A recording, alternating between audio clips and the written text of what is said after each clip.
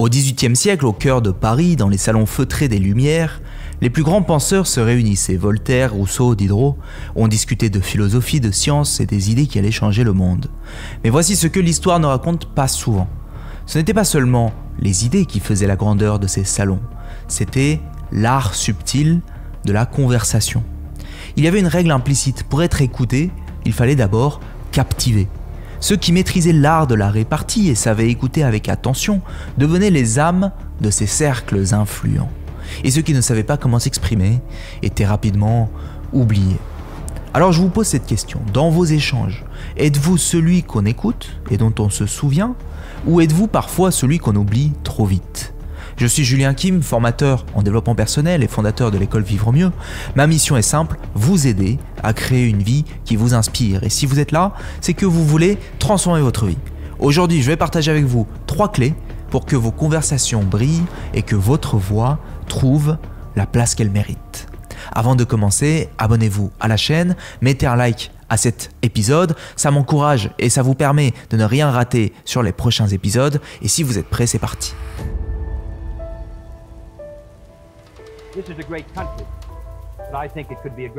En 1960, lors du tout premier débat télévisé de l'histoire entre John Kennedy et Richard Nixon, un phénomène fascinant a marqué les esprits.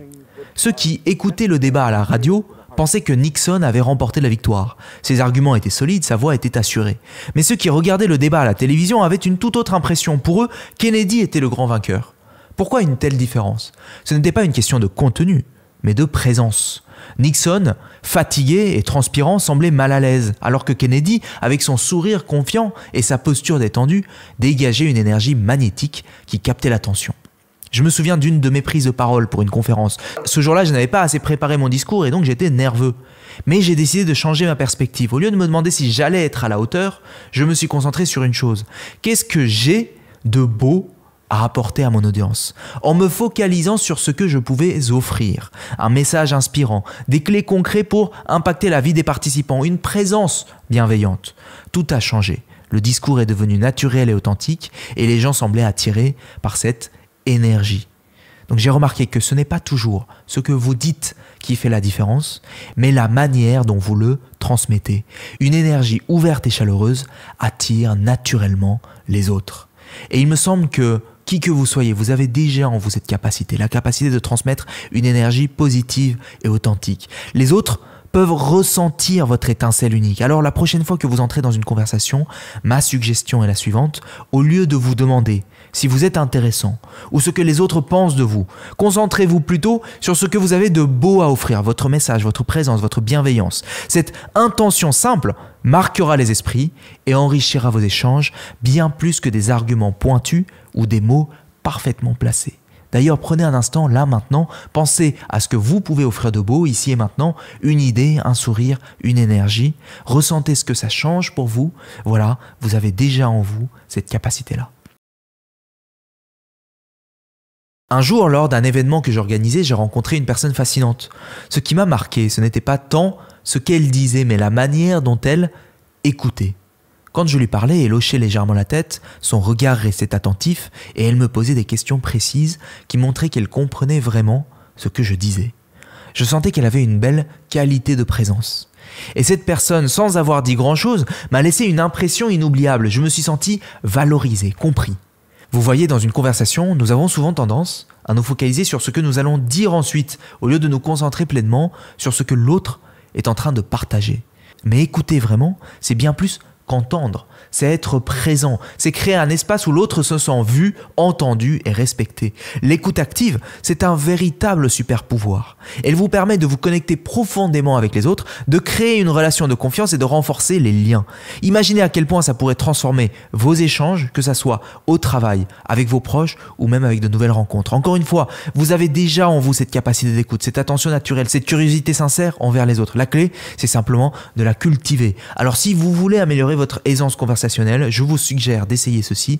La prochaine fois que quelqu'un vous parle, prenez un instant pour vous concentrer uniquement sur ces mots, sans penser à ce que vous allez dire. Regardez-les dans les yeux, reformulez ce qu'ils viennent de dire pour montrer que vous écoutez vraiment, en disant quelque chose comme « Donc si je comprends bien, ce que tu veux dire, c'est que… » Vous serez surpris de voir à quel point l'autre se sent valorisé, compris. Et prenez un moment pour réfléchir dans votre prochaine conversation. Comment pourriez-vous montrer que vous écoutez pleinement? Si vous le faites, vous verrez que l'écoute deviendra une force qui transformera vos échanges et vous rendra inoubliable. Dans un petit village japonais, il y a une tradition lors des cérémonies de thé. Après avoir servi le thé, l'hôte et l'invité prennent un moment pour savourer le silence. Ce n'est pas un moment gênant, mais un espace sacré où chacun peut apprécier l'instant sans le besoin de combler l'instant avec des mots inutiles. Dans nos conversations, nous avons souvent peur du silence. Nous nous empressons de le remplir, comme s'il allait révéler une faiblesse ou créer un malaise. Mais le silence n'est pas un ennemi. C'est une respiration, c'est une opportunité de réfléchir, de connecter plus profondément, de donner du poids à ce qui vient d'être dit ou ce qui va être partagé. Je me souviens d'un dîner avec un ami très proche. À un moment donné, une pause s'est instaurée. Avant, j'aurais cherché à dire quelque chose pour briser ce silence. Mais cette fois, je suis resté calme, présent. Et vous savez quoi? Il a fini par partager un sentiment très personnel qu'il n'aurait probablement pas exprimé si j'avais parlé à ce moment-là. Ce moment a renforcé notre lien d'une manière incroyable. Les silences dans une conversation, c'est comme le blanc d'une toile. Ce sont eux qui mettent en valeur les couleurs, qui permettent aux idées de respirer et de trouver leur place. Les silences, quand ils sont bien utilisés, ne demandent pas de technique particulière ou de talent extraordinaire, et c'est là votre force. Vous avez déjà tout ce qu'il faut pour créer ce silence. Vous êtes déjà capable de créer des moments de calme et de profondeur parce qu'ils reflètent votre confiance, votre maturité et votre capacité à être pleinement présent. Et les autres ressentiront ça comme une qualité rare, presque magnétique. En étant à l'aise avec le silence, vous montrez que vous êtes quelqu'un qui n'a pas besoin de prouver sa valeur par un flot incessant de mots.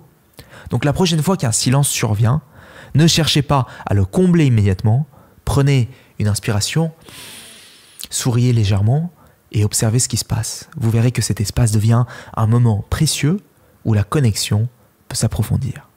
Dans votre prochaine discussion, je vous invite à voir ce qui se passerait si vous laissez le silence faire partie de l'échange comme une sorte de ponctuation plutôt qu'un vide à éviter absolument. Essayez et vous découvrirez que ces moments de calme sont souvent ceux qui laissent la plus forte impression. Donc en synthèse, on a vu aujourd'hui l'importance de l'énergie qui se dégage de nous, 2, l'art de l'écoute active et 3, le pouvoir du silence. Maintenant, la première question que je pose à quelqu'un qui veut transformer sa vie, c'est est-ce qu'au fond, ce que vous êtes en train de vivre aujourd'hui, ça vous convient? Si oui, c'est très bien, continuez. En revanche, si vous voulez vraiment créer une vie qui vous inspire profondément, alors regarder des vidéos sur Internet ne suffit pas. Il vous faut aller plus loin. Je sais que vous vous intéressez à votre développement personnel, donc je me permets de vous suggérer ceci. N'attendez pas que le monde vienne vous sauver, c'est à vous de bouger. Ma mission, elle est claire, vous aider à créer la vie qui vous inspire de façon à ce que vous puissiez attirer à vous ce que vous voulez vraiment et ce sans effort et exprimer ainsi votre plein potentiel. Mais je ne peux rien faire pour vous tant que vous ne prenez pas la décision de vous lancer. Avec l'école Vivre Mieux, on a conçu des parcours express qui durent quelques heures pour provoquer rapidement des déclics et transformer votre vie sur des thématiques précises comme l'autodiscipline, le lâcher-prise, la confiance en soi, l'amour de soi, l'intelligence sociale, le rapport homme-femme, etc. Je vous invite à tester ces méthodes simples en cliquant sur le lien qui s'affiche, à découvrir ces méthodes, voyez si c'est fait pour vous. En cliquant sur le lien, vous allez pouvoir découvrir les différents parcours qu'on a conçus, alors cliquez maintenant et rejoignez-nous pour commencer à créer une vie qui vous inspire profondément. C'est tout pour cette semaine, c'était Julien Kim, prenez bien soin de vous.